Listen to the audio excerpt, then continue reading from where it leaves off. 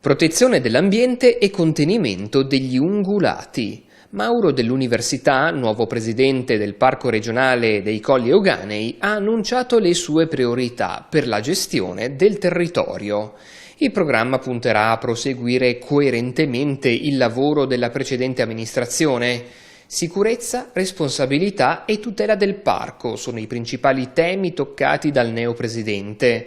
Si cercherà di far fronte alla sentita questione degli ungulati che da anni compromettono la salvaguardia della vendemmia e della viabilità. Particolare attenzione verrà riservata anche alla sicurezza idrogeologica, che verrà preservata attraverso un coordinamento con la Protezione Civile e con l'assessore regionale all'ambiente Elisa Venturini.